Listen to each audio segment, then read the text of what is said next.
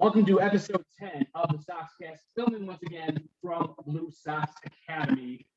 So this is episode 10, final edition of the Soxcast in 2021. Going to be bringing you a lot more guests in 2022, but it's only fitting that for the final episode here in 2021, that we bring in our beloved skipper, Doug Delett. Dougie, about time we got you on. Welcome to the show. Thanks, Tanner. Thanks for having me. So, now you've had multiple years under your belt as the manager of this team, very successful. You have a West Division regular season title under your belt, now a Central Division title under your belt.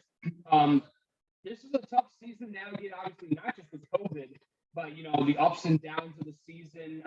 Auburn was considerably ahead of you for a lot of that summer in July, but, you closed the gap and eventually, won the division by way of win percentage. But overall, what flipped the switch for you? I mean, you got off to a hot start, a bit of a rough middle, but a great start to the finish, a great finish to the season. What really changed in those final couple of weeks? Well, our bat started going a little bit more. We struggled at the beginning. We were not making the contact that I thought we should have been.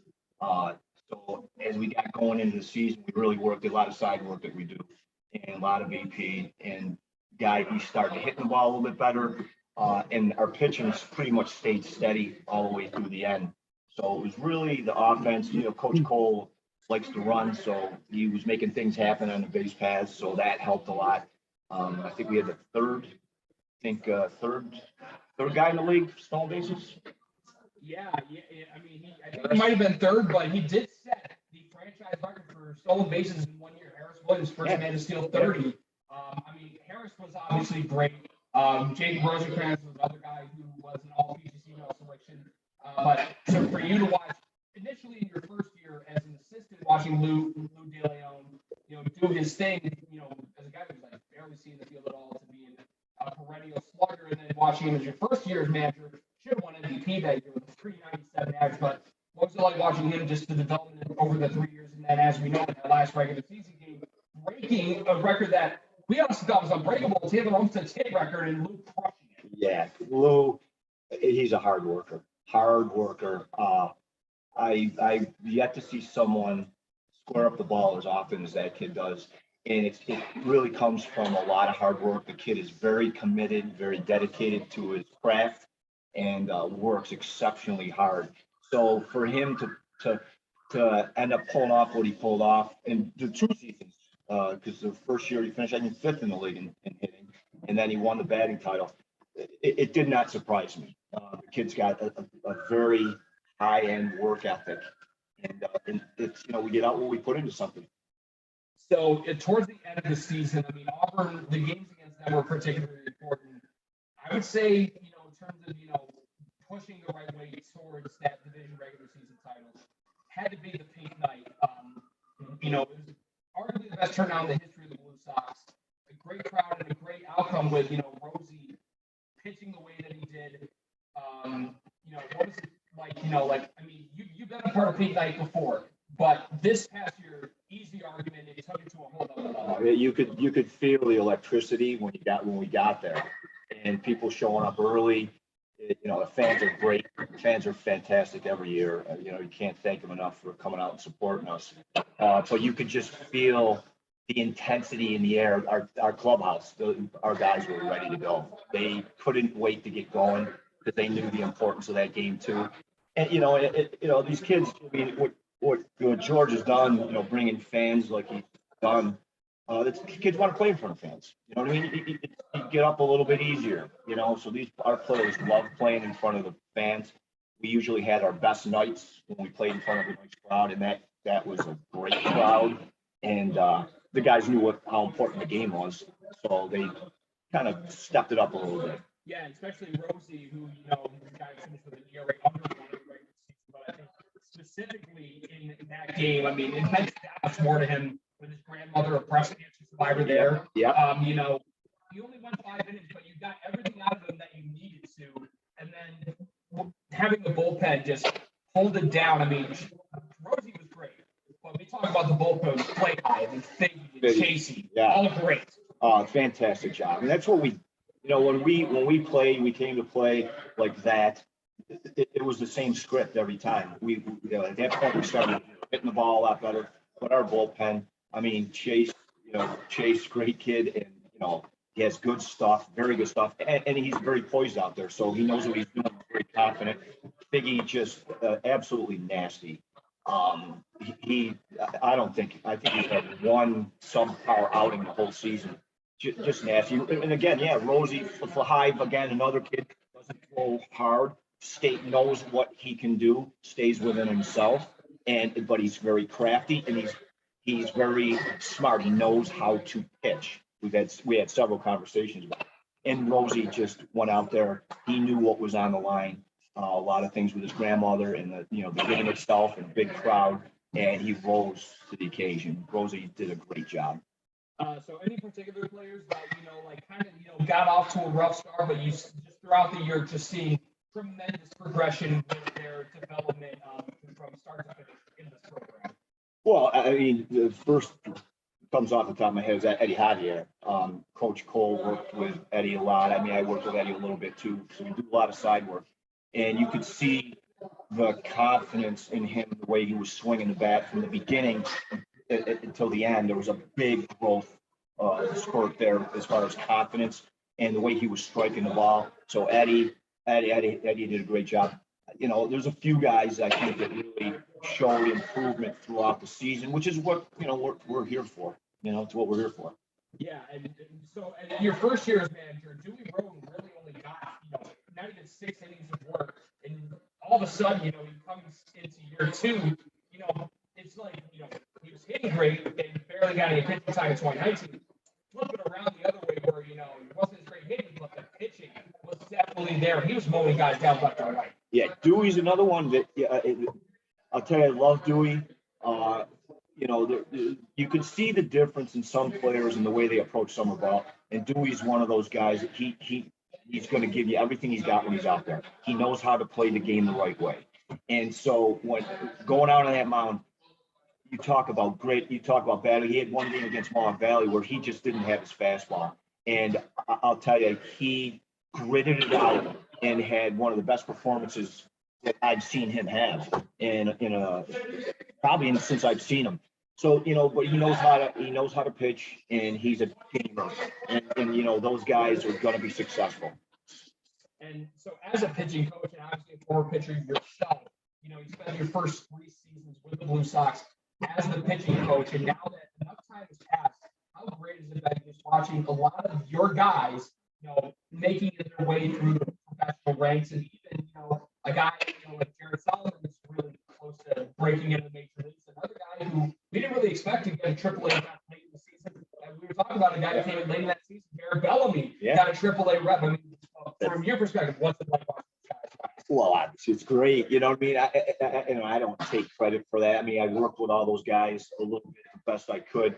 It comes down to the player and how committed he is and how, his work ethic. And, Bear and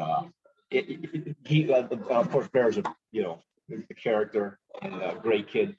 But to see those guys go from, summer college baseball and the PGCBL to where they are getting drafted and going up that ladder, it's nice to see because they deserve it. They deserve it.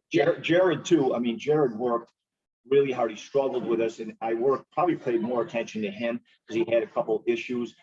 We sorted out a little bit of it, but I'm sure somebody else got their hands on him and straightened him out even further to the point where I believe he's around 98 the last time I heard.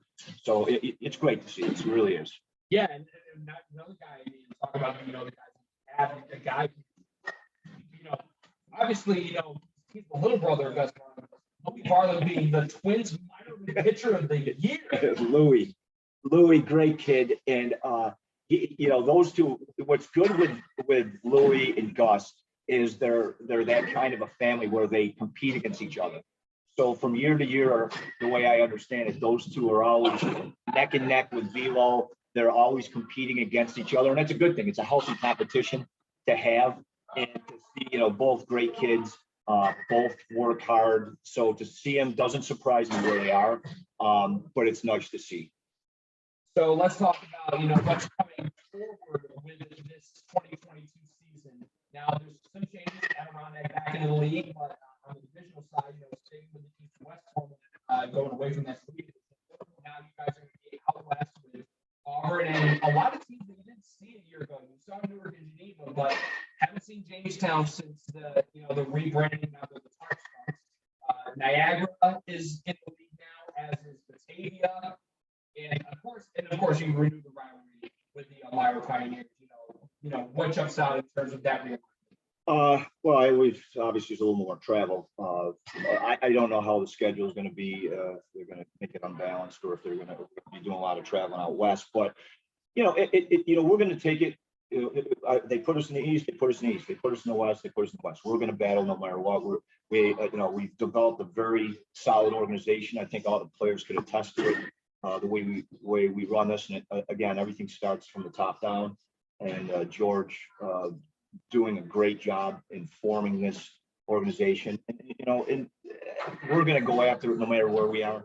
I don't think either way we're you go into a season like that, and our number one priority is development anyways. Winning is, not quite as important in the sense, not that these guys don't want to win, not that I don't manage the game to win, but it's about developing these kids and having a Gus Varlin and a Louis Varlin and Jared Solomon come out of it. We can add that to our organization, which is kind of nice. But we're going to go out west and we're going to go attack. And we haven't played Batavia, we haven't played Elmira in a while. We didn't play Jamestown, so like you said, so it's going to be fun. It's going to be fun, but we're going to go. Whatever's in front of us, we're going to attack. And definitely, from what we know about the personnel that we do know for a fact is coming, there are some gamers, a lot of young talent, but also, the returns. Dewey's coming back. Fingers crossed, you might get some innings out of him, depending on how his progress is coming out of this Tommy John surgery. Yeah. But the one thing that we do know in terms of a returner, bring back a guy who is a D3 guy is impressed at this level, Ryan. Yeah, Rhino, another great kid, and another kid that's committed, another kid that knows how to play the game the right way. He only knows one way to play the game. He's the kind of kid that if he went to the park with his friends, or if he's playing school ball or he's playing summer ball, he's going to play it the same way every time. And so, that's a kid who's going to be successful. It doesn't matter D3, D1, he can handle D1. I've told him that before. But to know that he's coming back, and just a solid player and a solid character and personality. It's nice to know that Rhino's coming back. Oh yeah, and how great is that to have a guy who's really been through the ringer like he has, gelling with, the new guys that are coming in, and a lot more high school talent. You got some good ones with, Michael Dallas and Tanner Kim coming out of Kentucky, but you're gonna need another infielder for Carson Applegate. It might be a Dallas, and maybe you can take that to a whole other level. Yeah, well, that's the way I understand it, which is good. You get a lot of reports on players, and I don't really, not that I don't listen to other coaches or anything like that, but you hear all this. It's easy to blow that kind of stuff up, so I don't really think about it until they get here.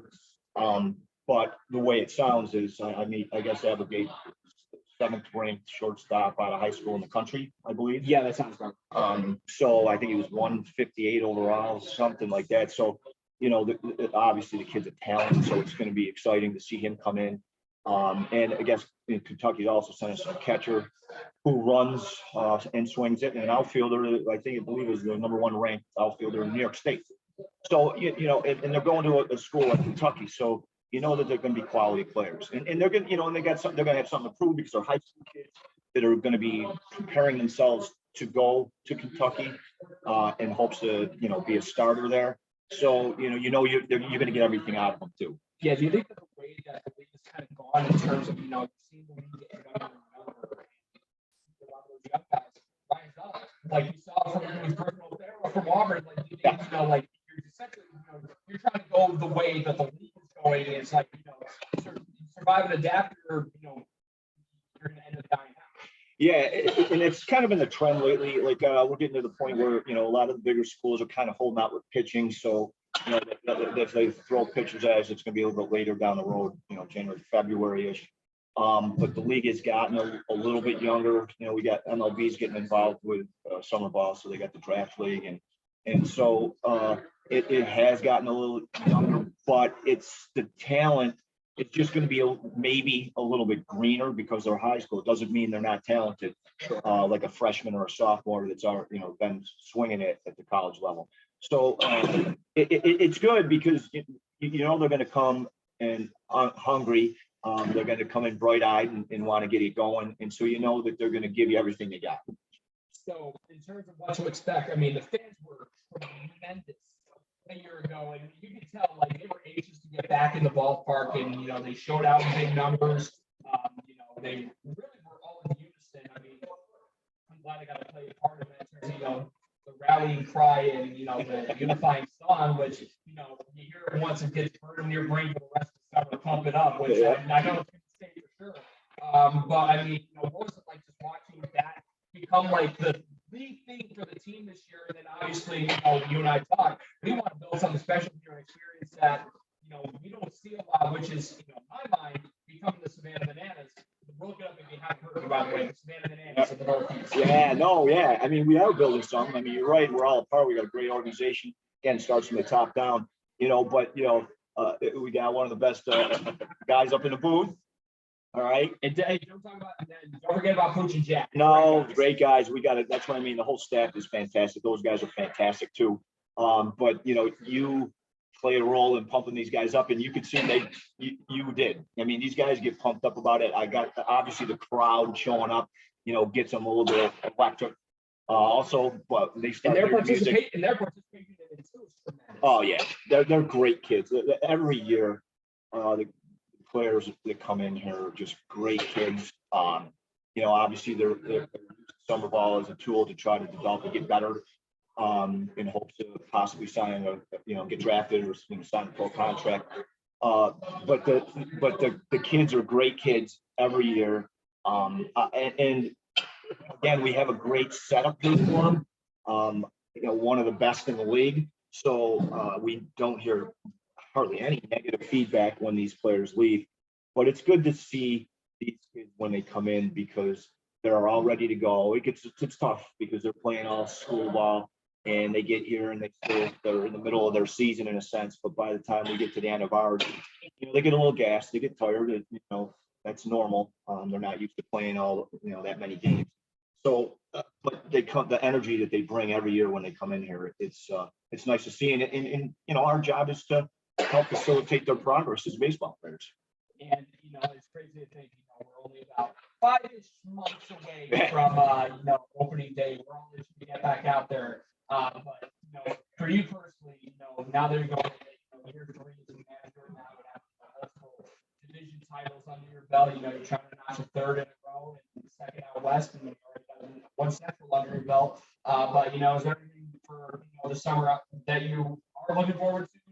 Obviously there's going to be a little bit of changes in your staff that we will officially, announce later on. Yeah. But, different staff, but, same mission and, bringing, a lot of experience and a lot of good, coaching and overall just teaching ability to the table to, again, help these kids develop. Yeah, and that's what we're here for.